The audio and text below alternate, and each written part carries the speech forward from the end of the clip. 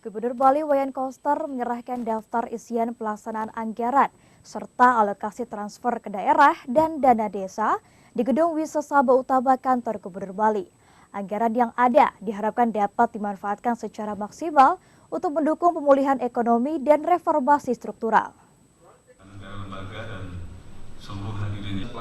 Penyerahan DIPA dan daftar alokasi TKDD sebelumnya sudah dilaksanakan secara daring dan luring oleh Presiden Joko Widodo kepada seluruh menteri pimpinan lembaga di Istana Negara pada Senin 29 November 2021 lalu. DIPA dan TKDD merupakan dokumen APBN yang sangat penting untuk menjadi acuan bagi para menteri, pimpinan lembaga, dan kepala daerah dalam melaksanakan berbagai program pembangunan secara kolaboratif untuk meningkatkan kesejahteraan masyarakat.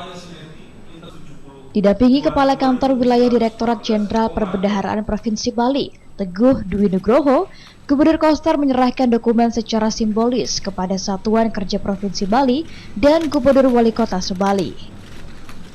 Dalam sambutannya, Wayan Koster menyampaikan amanat Presiden RI Joko Widodo dalam memastikan secara terukur dan terarah setiap rupiah yang dibelanjakan melalui APBN dapat memberikan manfaat yang optimal kepada masyarakat. Secara keseluruhan, jumlah alokasi belanja untuk Provinsi Bali tahun 2022 mencapai 22,37 triliun rupiah dalam bentuk belanja kementerian dan lembaga 11,24 triliun dan alokasi TKDD sejumlah 11,13 triliun rupiah. Yang terhormat Ketua, kegiatan yang dilakukan mencakup peningkatan keterjangkauan dan kecukupan pangan yang beragam, berkualitas, bergizi, dan aman.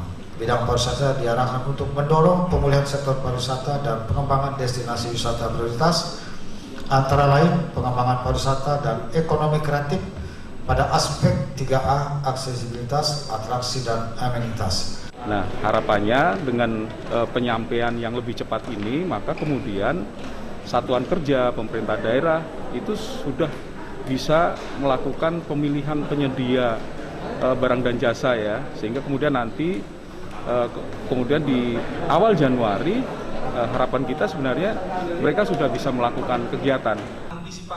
Seluruh program dan kegiatan yang direncanakan Satuan Kerja dan pemerintah daerah untuk tahun 2022 diharapkan sudah bisa dimulai awal Januari untuk mempercepat upaya pemulihan ekonomi.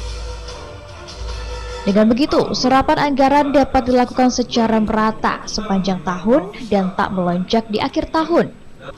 Dari Denpasar, Agus Sugiana, iNews melaporkan.